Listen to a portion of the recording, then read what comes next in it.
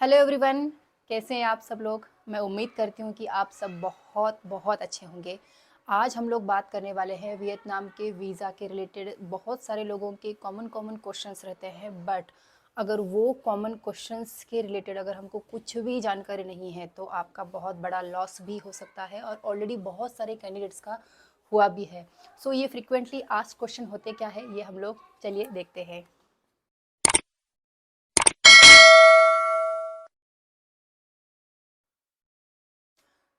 पहला क्वेश्चन ये रहता है कि ई वीज़ा और स्टिकर वीज़ा क्या होता है। तो ई वीज़ा ये एक इलेक्ट्रॉनिक डॉक्यूमेंट रहता है, मतलब जैसे कि कोई पीडीएफ हो सकती है, और स्टिकर वीज़ा मतलब कि आपके पासपोर्ट पर उसका स्टैंपिंग मिलता है। So this is just a very small difference in that. Okay, Vietnam का ई वीज़ा एप्लीकेशन करते वक्त आपकी पासपोर्ट की वैलिडिटी कितनी होनी चाहिए। तो इसका आंसर है कि जब आपको वीज़ा ग्रांट हो जाता है तो वो 90 डेज़ के लिए मिलता है, और 90 डेज़ जहाँ पर आपके ख़त्म हो रहे हैं, मतलब आपका वीज़ा जिस दिन एक्सपायर हो रहा है वहाँ से मिनिमम 30 डेज़ आपकी पासपोर्ट की वैलिडिटी होनी चाहिए। वियतनाम वीज़ा के लिए फ़ोटो का जो साइज़ रहता है वो क्या होता है। So it is common question, but मैं फिर भी आपको बता देती हूँ कि इसकी जो स्पेसिफिकेशन है वो 35x45 mm है। वाइट बैकग्राउंड रहेगा, और इसमें मतलब आपको कोई हार्ड कॉपी तो लेनी नहीं है, सो इसलिए मैट फिनिशिंग का कोई सवाल नहीं उठता है।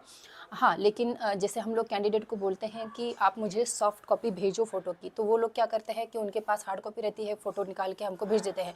बट ऐसा नहीं करना है। फ़ोटो की सॉफ्ट कॉपी मतलब उसका मीनिंग ये होता है कि आप आपके फ़ोटोग्राफ़र से बात कीजिए, उन्होंने जो फ़ोटो निकाली है उसकी सॉफ्ट कॉपी डायरेक्टली वो आपको ईमेल करे, ताकि वो आप हमें भेज सकते हो। ओके। एक मैं चीज़ आपको ये भी बताना चाहती हूँ कि बहुत सारे लोगों का ना ये बहुत कन्फ्यूजन रहता है बड़ा, कि हमारी जो फ़ोटो है वो कितनी पुरानी होनी चाहिए, या फिर कुछ लोग ऐसे रहते हैं कि चलो इनको कैसे पता चलेगा कि ये हमारी कब फ़ोटो निकाली है। बट ऐसा नहीं रहता है। जब आप इमिग्रेशन पर जाते हो तो आपका जो आइडेंटिफिकेशन रहता है तो आपके पासपोर्ट्स पर और आपके फ़ोटो पर रहता है, तो वहाँ पर भी आपकी फ़ोटो निकाली जाती है। तो अगर वो फ़ोटो आपके दिए हुए फ़ोटो से मैच नहीं होती है, अगर आपका आइडेंटिफिकेशन मिसमैच हो जाता है, तो इमिग्रेशन में आपको प्रॉब्लम आ सकती है। So always make sure that कि आप आपके जो वीज़ा कंसल्टेंट को जो फ़ोटो भेज रहे हैं वो विदिन अ 6 मंथ की होनी ज़रूरी है।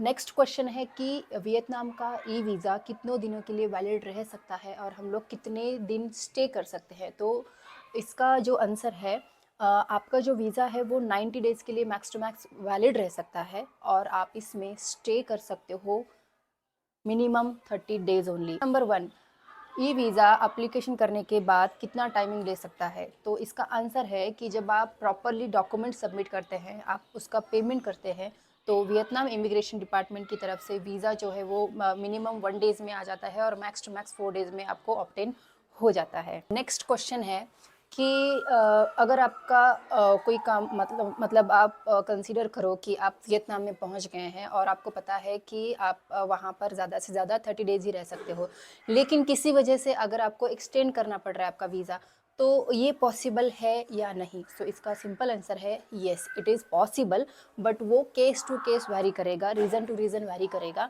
तो इसमें आपको करना क्या है कि जब आप जैसे ही वियतनाम में पहुंच जाते हो, जब आपको कंफर्म हो जाता है कि आपको ये वीज़ा एक्सटेंड करवाना है, तो वियतनाम में कुछ एजेंसीज़ है, कुछ ऑर्गेनाइजेशंस है, कुछ इंडिविजुअल्स ऐसे रहते हैं जो आपको आपका जो एप्लीकेशन है वियतनाम इमिग्रेशन डिपार्टमेंट में सबमिट करके, आपके जो भी रीजंस है, जो डॉक्यूमेंट्स है वो सबमिट करके, वहाँ से आपको मिनिमम 30 डेज़ के लिए एक्सटेंशन प्रोवाइड करवा सकते हैं। बट मेक श्योर कि मतलब आपको सिर्फ इतना ध्यान रखना है कि ये हर किसी को ही मिलेगा, इसकी कोई गारंटी नहीं है, ये अगेन केस टू केस ही वैरी करेगा। ये कुछ क्लाइंट की तरफ से सवाल थे, जितना पॉसिबल हो सकता है मैंने इसके सारे आंसर कर दिए हैं। एंड आई होप कि जो कोई भी फ़र्स्ट टाइम ट्रैवल कर रहा है वियतनाम के लिए, उसके लिए भी ये क्वेश्चंस बहुत इंपॉर्टेंट रहेंगे, और उसको पता होना बहुत इंपॉर्टेंट है।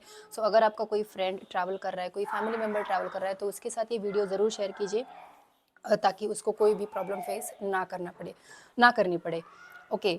चलिए मैं मिलती हूँ आपको नेक्स्ट वीडियो में। तब तक के लिए thank you so much. Have a great day.